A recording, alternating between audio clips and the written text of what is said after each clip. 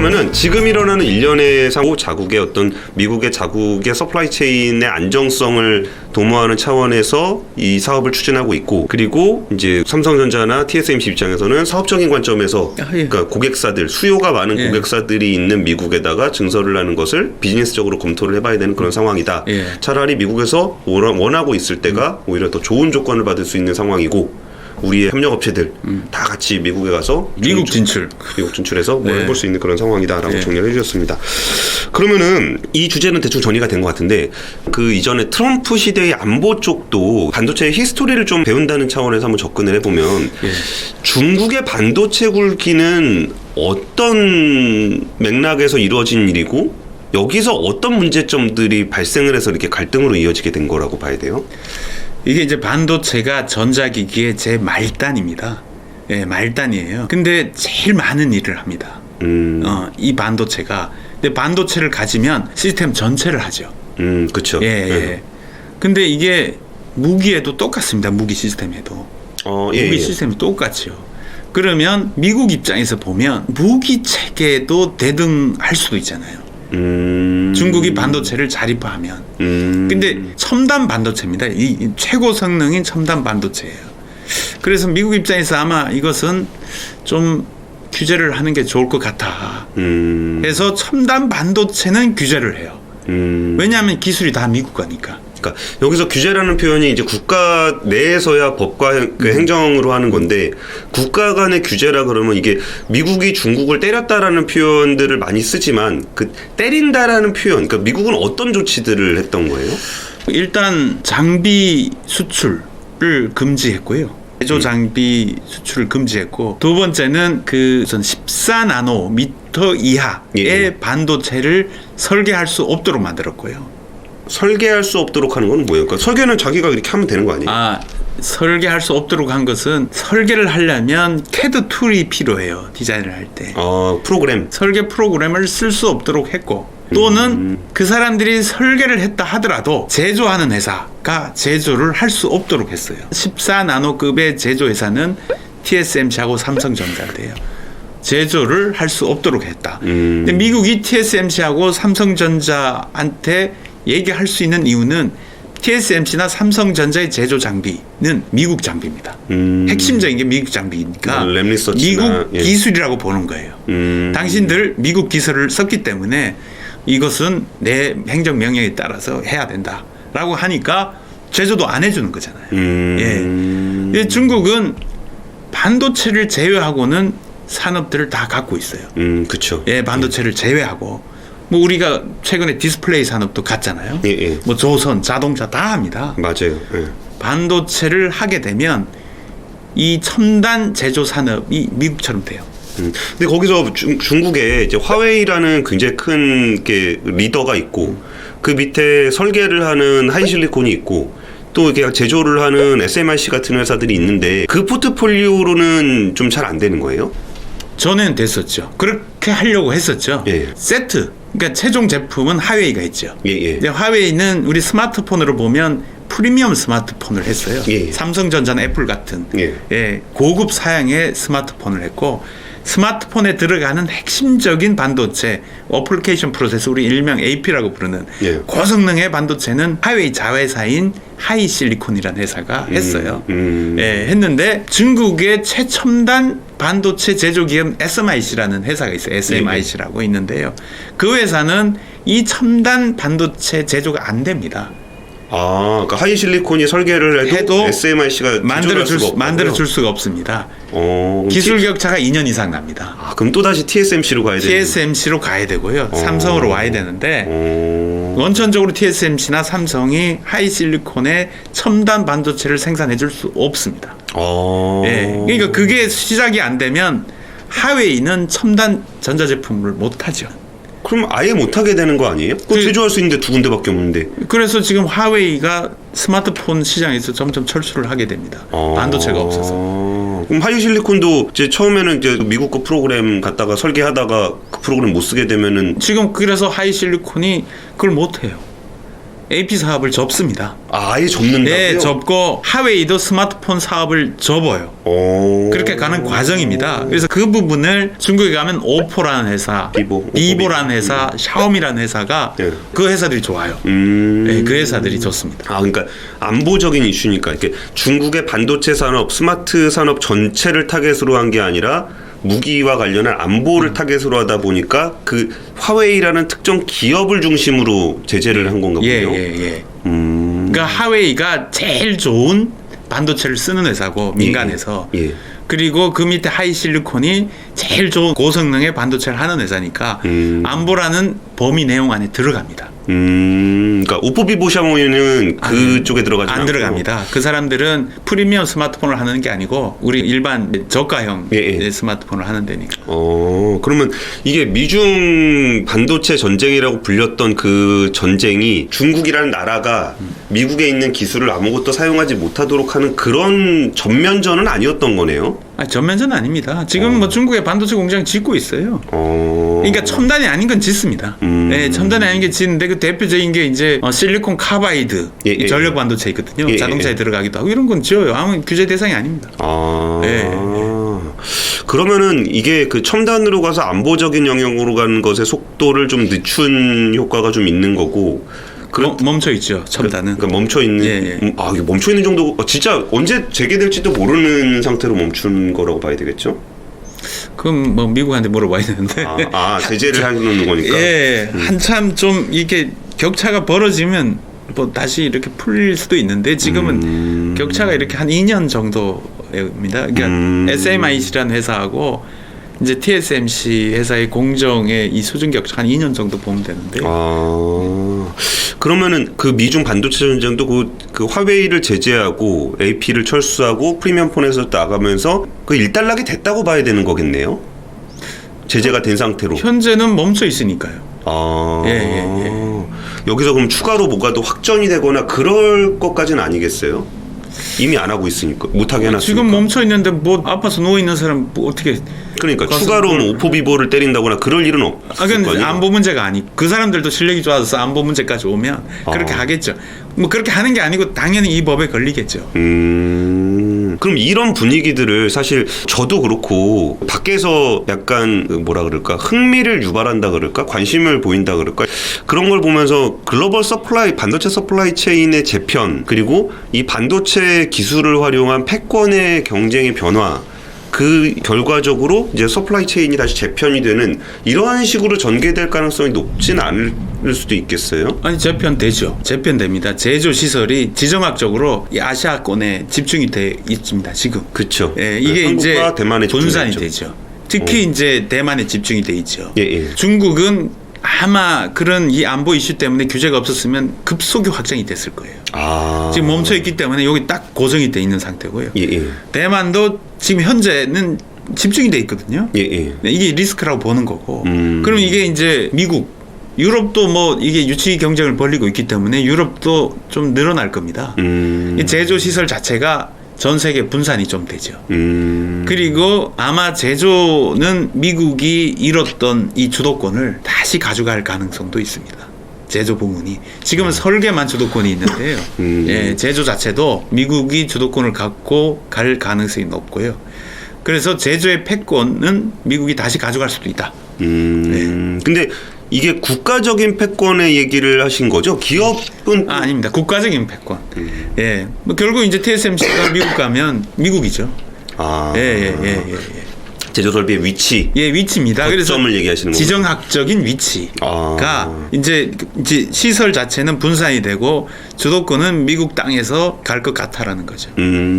유럽은 좀 어때요? 유럽도 이렇게 러브콜은 하는 것 같은데 목소리가 미국보다는 좀 작은 것 같아요. 근데 이제 유럽에서 제조 시설 구축하고 운영하기를 좀 싫어할 것 같아요. 왜요? 어떤 특징이 있어요? 제조 시설은 특히 이제 자동차는 일하다가 이제 그 놓고 집에 갔다가 채워놨다고 와도 되잖아요. 놀다가 와도 돼요. 근데 반도체는 24시간 놀면 안 돼. 그렇죠. 항상 움직여야 돼요. 그러니까 1분만 정전돼도 뭐 수천억 손실이 나는 그런 산업이죠. 24시간 걔들이 돌아가야 된다고. 첫 번째는 걔들이 비싸고. 그렇죠. 두 번째는 계속 케미칼 공급을 받아야 되니까 끄면 안 돼. 예, 계속 가공을 하고 있었어. 그래서 밤에도 일을 해야 되는데요. 예, 예. 유럽은 그렇게 열심히 하는 사람들이 아니라서. 예, 뭐 문화적인 이유군요. 머리는 뛰어날 수 있지만 예. 뭐가 밤까지 내가 일을 해야 되나? 이런 문화가 아니라서 반도체 제조 시설을 운영하기에 적절치 않는 문화입니다. 그래서 그 사람들이 원천 기술을 갖고 있다 하더라도 지금 제조 시설 투자를 그동안 안 해왔어요. 그렇죠. 안 해와서 문제가 지금 현재 자동차용 반도체에서 생긴 건데요. 지금 전 세계에서 가장 유명한 자동차용 반도체 유럽에 있습니다. NXP, 인피니언, ST 마이크로. 예. 근데 이 사람들이 시설 투자를 안 했기 때문에 자기들이 설계를 해서 TSMC에 맡겨요. TSMC에 맡긴 게 문제가 생긴 거거든요. 자기들도 딱 주문한 사람이 거구나. 자동차 회사가 아닙니다. 주문한 사람이 반도체 회사예요. 유럽의 반도체 회사들이. 그래서 자기들 제조시설 투자를 안 해서 옛날 제조시설이니까 예. 조금 이 테크 수준, 그러니까 사이즈가 자기들 거보다 좋은 거면 못해요. 그럼 50나노대를 못한다는 거예요. 그러네요. 예. 그 정도로 오래된 시설이에요. 근데 뭐 오래됐으니까 노하우가 좋아서 견디고 있는 겁니다.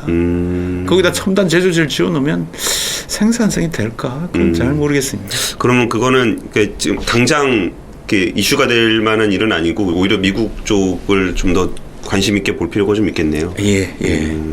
알겠습니다. 그럼 이런 상황들이 뭐 나름의 이렇게 변화의 시점이고 이렇게 전무님이 보시기에는 하나의 좀 기회가 될 수 있다라고 말씀을 해주셨는데 이게 어쨌든 이런 변화가 나타나는 순간에 한국 반도체 산업이 사실은 메모리 중심으로 하다가 시스템 반도체를 좀 더 키우려고 하는 방향성을 가지고 있는 것도 맞고 그러면은 전반적으로 이제 하이닉스도 뭐 낸드 쪽이 좀 약했던 부분들을 보강을 하면서 인텔도 하고 또 이제 뭐 176 그딴 그것도 좀 앞서치고 나가고 하는 것 같은데 이게 한국 반도체 산업이 좀 지속 가능한 성장을 추구하려고 한다면은 좀 어떤 부분들을 좀 이렇게 눈여겨 보면 좋을까요?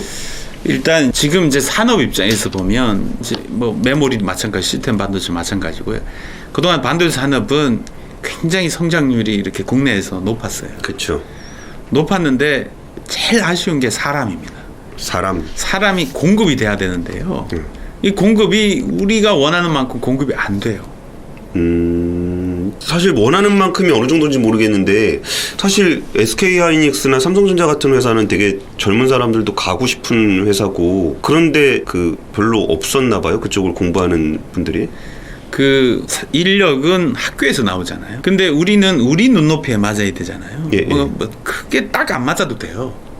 대충 맞춰도 되는데 반도체를 공부하는 학생이 학교에 반도체만 가르치는 과가 별로 없다는 거. 그쵸. 보통 전자과나 화학과 뭐 이런. 예. 그리고 전자과 반도체 전공하는 교수 수가 멈춰 있다는 거. 그리고 전자공학과 우리 뭐 전자공학과 뽑아 쓰기도 합니다. 예. 전자공학과의 정원이 멈춰 있다는 거. 그리고 전자공학 안에서도 반도체 전공하는 교수들 숫자 멈춰 있다는 거예요. 그러면 그 숫자가 인력 양성의 숫자와 비례합니다. 교수 수와 인력 양성 수의 비례해요. 그렇겠죠. 예. 근데 멈춰 있으니까 매년 양성돼서 나오는 사람의 숫자는 일정해요. 그렇군요. 그건 학사, 석사, 박사 다 마찬가지입니다. 어차피 정원이 정해져 있는 거니까. 예. 근데 이제 우리가 대기업 삼성 하이닉스는 신입사원을 점점 많이 뽑아요. 예. 규모가 커지니까. 예. 그 사람들을 뽑기 바빠. 그럼 우리 중소기업들도 있거든요. 그쵸. 우리 반도체 설계하는 팹리스, 예. 소재 부품 장비 기업들 예. 뽑을 사람이 없어요. 오. 예. 근데 이제 어떤 사람이 이런 얘기 하겠죠. 우리나라 전자공학과 졸업해서 노는 사람이 그렇게 많은데 왜 안 뽑아가냐. 그 말도 저는 이렇게 설득력이 있어 보여요. 근데 예. 이제 우리가 특수교육을 받아야 돼요. 우리는 미국 기업, 뭐 대만 기업, 유럽 기업하고 경쟁을 해야 되잖아요. 그렇죠. 그러니까 글로벌 시장에서 경쟁해야 돼요. 예. 그래서 세계 최고의 기술을 갖고 있는 거예요. 예. 그러면 인재들이 정말 우리가 같이 호흡할 수 있는 인재들이 와야 돼요. 예. 그걸 이해를 좀 해주셔야 돼요.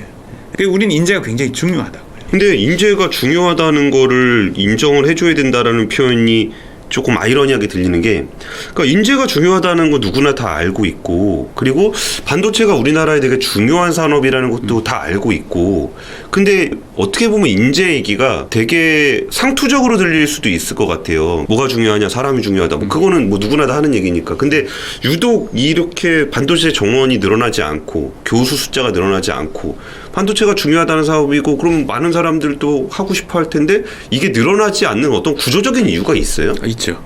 예. 근데 그건 우리가 해결을 할 수가 없습니다. 그러니까 인재 양성은 산업의 영역이 아니잖아요. 그렇죠. 그거는 이제 공공의 영역입니다. 예. 예, 학교 시스템에 따라 움직이는데요. 예. 우리는 이제 수도권 대학에 있는 인재들이 필요해요. 예. 우리는 수도권에 있는 대학이 필요한데 여기는 정원이 고정이 돼 있습니다. 과별로 정원을 또 못 늘려, 전체 정원도 못 늘리고 과별로 정원 조정도 어렵습니다. 그리고 우리 산업의 영역에서 필요하다고 얘기하잖아요. 예. 그럼 우리 얘기는 산업을 담당하는 부처, 산업통상자원부가 우리 얘기를 들어요. 근데 인재 양성은 교육부, 그렇죠. 그리고 고용노동부. 특히 이제 학교의 인재 양성은 교육부의 시스템 따라 움직이는데요. 그렇죠. 교육부는 산업의 영역이 아니잖아요. 아, 그러니까 그런 거죠. 이게 딱 어떤 교육이라는 파이가 이렇게 있으면 네. 이렇게 나눠놨는데 네. 이 반도체 쪽에서 이게 더 필요합니다라고 얘기하면은 다른 분야를 좀 줄이거나 그래야 될 수도 있다 보니까 그 이 틀을 바꾸기가 좀 어렵다는 거죠. 그 안에서 아. 조정도 안 되고 여기서 우리가 필요한 인력을 더 늘리려고 하면 이제 전국에 있는 대학들이 이제 문제가 생기겠죠. 신입생도 없는데 왜 니들은 수도권에 있는 대학교 정원을 늘리면은 그쪽에 또 안 가게 되니까 애들도 줄어드는데 왜 니네가 다 데려가냐 막 이런 평등이란 가치에 위배되는 거예요. 이게 평등이란 관점은 맞는데 이제 우리가 또 산업에 대한 관점은 좀 다른 거잖아요. 알겠습니다. 이게 참 큰 얘기의 결론이 되게 소소하네요. 근데 우리가 이제 고민해봐야 될 부분이 가치에 대한 부분입니다. 그러니까 우리 사회가 사실은 이제 불평등 사회로 오랫동안 와서 그것 때문에 사회가 상처받은 일이 많기 때문에 평등의 가치 굉장히 중요해요. 중요하지만 이 평등의 가치 때문에 우리가 지켜야 될 가치가 훼손될 수도 있잖아요. 그걸 균형적으로 봐야 돼요. 우리가 환경에 대한 가치 중요하죠. 그리고 안전에 대한 가치도 굉장히 중요해요. 그리고 노동에 대한 가치도 굉장히 중요합니다. 근로에 대한 가치. 근데 이런 가치들이 우리가 옛날에 문제가 생겼기 때문에 지금 사회적으로 굉장히 중요하게 생각을 하는데 이런 가치들 외에도 우리가 지켜야 할 가치는 경제, 산업 이런 것도 있다는 거죠. 그걸 균형적으로 봐줘야 되는데 옛날에는 경제, 산업 때문에 이런 가치가 훼손됐어. 그렇죠. 그러니까 지금은 이걸 빼고 이 가치만 생각해. 그러면 옛날하고 같다는 거지. 옛날에는 어떤 가치 중심이어서 우리가 정말 이 사회적으로 있어야 될 가치가 무시당했거든. 그래서 사회가 상처를 입었어요. 그래서 지금 가치는 옛날에 상처 입은 가치가 다시 나왔어. 그래서 지금 국민들이 그런 가치를 굉장히 존중을 하잖아요. 근데 옛날에 존중받았던 그 가치가 적폐가 돼버렸어. 그래서 그 가치를 무시를 해. 이게 국가에서 중요한 거잖아요. 그렇죠. 국가 경제 굉장히 중요한 거야, 산업의 가치도. 근데 이걸 무시를 해. 그럼 여기 훼손이 돼. 그러면 이게 훼손이 되면 우리가 지켜야 될 이 가치가 의미가 있어지느냐? 의미가 없어져요. 그렇죠. 이런 부분에 대해서 정말 냉정하게 한번 고민을 해봐야 돼. 서로 모여서. 이게 나쁘다는 건 아니에요. 그렇죠. 근데 어느 정도 균형은 맞춰줘야 된다는. 그 가치를 같이 한번 고민해보자. 이게 굉장히 아쉬운 얘기입니다. 그러네요. 알겠습니다. 오늘 어려운 얘기 그리고 중요한 얘기 같이 나눠봤던 것 같아요. 사실 이게 정부, 미국, 중국, 한국 뭐 이런 얘기들이 나오기 시작하면서 이 반도체가 현재 진행되고 있는 상황을 오히려 냉정하게 보기가 조금 어려웠던 것 같아요. 뭔가 정말 지정학적이거나 아니면 국제정치적이거나 이런 쪽으로 이제 해석을 자꾸 하려다 보니까 지금 상황을 좀 객관적으로 보기가 좀 어려웠었는데 안 장군님께서 정말 그냥 이 상황이 어떤 상황이고 이걸 어떻게 해결하려고 그러는지를 이렇게 보니까 좀 내용이 좀 이해하기가 좀 더 쉬워졌다 그럴까? 이게 진짜 이게 그 쓸데없는 거품들을 다 제거하고 보니까 이게 그 반도체 수급 문제에서 촉발된 그 이후에 이 반도체 수급 문제를 맞추는 과정에서 그동안 분화돼 있었던 반도체 글로벌 서플라이 체인이 좀 다시 한번 좀 재편이 되는 모습들을 보이고 있다는 점, 그리고 우리나라 반도체 산업이 충분한 좋은 기회를 잡을 수 있게 됐다는 점이 참 괜히 걱정만 한 것 같아요. 뭔가 미국에 끌려가면 뭔가 혼날 것 같고 막 그런 걱정을 많이 했던 것 같은데 어쨌든 이게 글로벌 반도체 산업에서 우리나라는 굉장히 중요한 위치를 차지하고 있습니다. 그래서 이런 글로벌 서플라이 체인 재편에도 결국 중요한 일임을 담당하게 될 것 같은데 이런 변화 속에서 기회를 찾아내는 것들이 또 우리나라 산업이 한 단계 더 발전할 수 있는 계기가 되고 이런 산업 발전을 뒷받침해 줄 수 있는 인재 양성 무엇보다 중요하다는 점 강조하면서 오늘 그 발췌경제 마치도록 하겠습니다. 지금까지 귀한 시간 내주신 안기현 전무님 감사합니다. 예, 감사합니다.